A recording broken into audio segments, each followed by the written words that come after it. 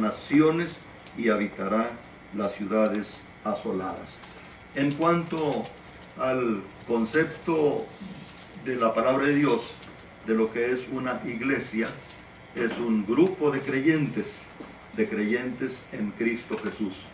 Indudablemente que hay organizaciones, hay multitudes, hay gentes que se agolpan, pero con otros propósitos muy diferentes. Pero la iglesia del Señor deben formarla gente redimida, gente que no era buena, pero que Dios le hizo partícipe de su bondad, que no era santa, pero Dios la santificó. Y esta es el concepto, la enseñanza de la Biblia en cuanto a una iglesia, un grupo de creyentes en Cristo Jesús, redimidos por su sangre preciosa, y luego con el testimonio de ser bautizados en compromiso y en enseñanza de lo que Dios ha hecho en su propia vida.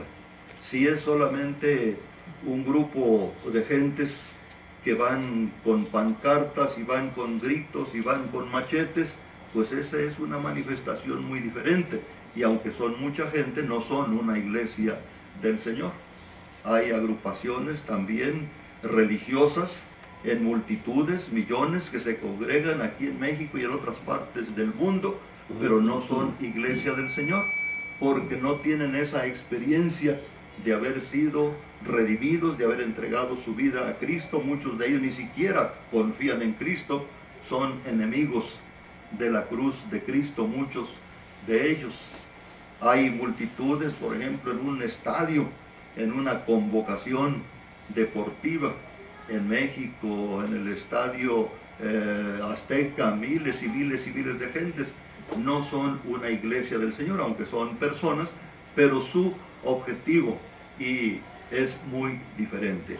Una iglesia del Señor, ya sea en un número reducido, en un número más grande. Tenemos iglesias de 5 miembros, tenemos iglesias de 20, de 50 y miles y miles. En México las iglesias bautistas, pocas tenemos de más de 5,000. Parece que hay una que tiene ya cerca de 10,000 allá en Villahermosa, Tabasco. Por allá hay una congregación bautista de un número bastante amplio. Pero así hemos conocido iglesias del Señor, grandes y pequeñas. Cuando uno no es tan numeroso, dice uno, bueno, soy el cuerpo de Cristo, pero ¿qué parte de Cristo? Somos tan poquitos que a lo mejor somos una mano o un dedo o una orejita. No, una iglesia, aunque sea pequeña, es el cuerpo de Cristo íntegro, tanto así que se manifiesta en cada uno de ellos los dones para que desarrolle su ministerio. Somos todo el cuerpo de Cristo, aunque seamos poquitos. Y este concepto de una iglesia local es propio de la palabra del Señor. Sabemos que alrededor de México y alrededor del mundo tenemos cristianos, pero no llamamos la iglesia bautista en el mundo, o la iglesia bautista en América, o la iglesia bautista en México. No, cada iglesia en lo particular, muy local. Este es el concepto de la palabra del Señor. No que no consideremos a los demás como parte de la iglesia, pero como concepto iglesia cristiana es una iglesia local.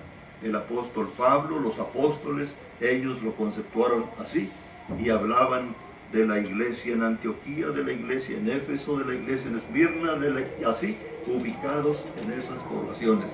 La iglesia en Guadalajara, la iglesia en Atencingo, la iglesia en Izúcar de Matamoros, cada una de esas iglesias, el cuerpo de Cristo. De alguna manera, el Señor dando a estas pequeñas congregaciones la oportunidad de ser considerada un organismo dispuesto para cumplir con una tarea.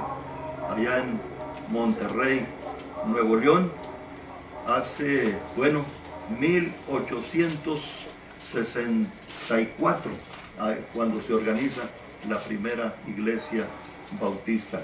Y luego en la Ciudad de México, en la capital, 1884, y así se va repartiendo esta historia donde el Señor ha levantado iglesias, pueblo suyo. Entonces, este concepto de iglesia ejemplificado en este lugar. Y estos ejemplos que se dan tienen una enseñanza principal. A veces no corresponde todos los detalles exactamente. Por ejemplo, yo diría la iglesia bautista, el Buen Pastor, acá en Guadalajara, una congregación de hermanos. Yo me fijo en todo lo general y lo más hermoso. No me voy por otro lado diferente. Podría decir casi con certeza que es una iglesia donde si usted no ofrenda, le dan un coscorrón, ¿verdad? ¿No es cierto? Pues a mí me lo hicieron, hermano. El hermano que recogió la ofrenda me dio un poco porque pensó que no iba a dar ofrenda, pero sí di ofrenda. Fue un incidente. La iglesia, el concepto claro, santo y hermoso, es el amor que Dios ha puesto en sus vidas. Y algún detallito, algún problema, alguna dificultad, bueno, ya Dios irá eliminándola o disipando de alguna manera para que resalte lo más importante. Así es en estas comparaciones. Hay detallitos, hay cosas, pero lo importante en esta primera parte, yo diría, es que la iglesia está llamada a crecer. La iglesia está llamada a crecer. Dice el versículo 2, ensancha el sitio de tu tienda y las cortinas de tus habitaciones sean extendidos. Si es así, hermanos, ¿están de acuerdo? Esta iglesia está llamada a crecer. Yo como pastor diría, no, pero una iglesia grande es mucho problema, muchas dificultades. Si tengo que navegar con 20, luego tengo que navegar con miles, pues se agrava la situación.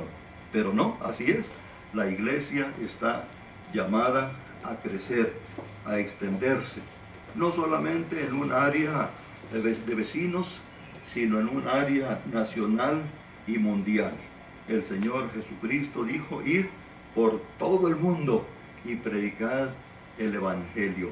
Esta iglesia tendrá o tiene ya historia de haber abierto campo misionero, de apoyar con sus ofrendas a misioneros que van a otros lugares, y con la confianza de que aún personas que nos hacen falta aquí y que son llamados por el Señor, en un momento dado Dios irá cubriendo aquellas faltas de personas que Él tiene que llevar a otro lugar, como lo hizo con la iglesia de Antioquía cuando tuvo que salir Pablo y Bernabé, hermanos muy queridos, muy amados ahí en la congregación, pero que el Señor les ordenó y les dijo, apartadme a Bernabé y a Saulo para la obra a la cual los he llamado. Así que no se asusten si alguna vez el Señor dispone de alguno de los hermanos en esta congregación, joven, mujer, señorita, que el Señor quiera utilizar en otro lugar. La iglesia, el Buen Pastor, está llamada a crecer. ¿Y qué tiene que hacer la iglesia en esto? Bueno, un sistema de organización. Cada iglesia, yo aprendo ahora, me pareció muy bonito eso de que a ver cuántos niños y venga su maestro para que los lleve. Ocurre que luego los niños no saben para dónde ganar y así ya no hay problema. Cada ovejita con su pastor. Dios en su misericordia nos da esta gracia y esta bendición de ir conociendo cómo trabaja, cómo da resultado el trabajo o el orden del culto, el orden de administración de esa iglesia. Las cortinas de tus habitaciones sean extendidas, no seas escasa, alarga tus cuerdas y refuerza tus estacas. ¿Qué es esto de alargar las cuerdas? Pues interesarse porque otros que no son salvos tengan la gracia y la bendición de conocer a Cristo en el perdón de sus pecados. Pero para ir se necesita firmeza, se necesita firmeza. Si uno se va y sale, pues alguna vez tiene que enmendar mucho. Recuerdo nuestro director allá en el seminario, el hermano Cosme G. Montemayor. Él era un profesor allá en la ciudad de Monterrey y Dios lo llamó al ministerio y su primera predicación, dice él, fue contra el Espíritu Santo, ¿verdad? Porque yo tenía una idea de que eso del Espíritu Santo era invención de los hombres, que no era una enseñanza bíblica, pero después tuvo que rectificar su predicación y tuvo que enseñar que el Espíritu Santo no es invención de los hombres, sino una doctrina, una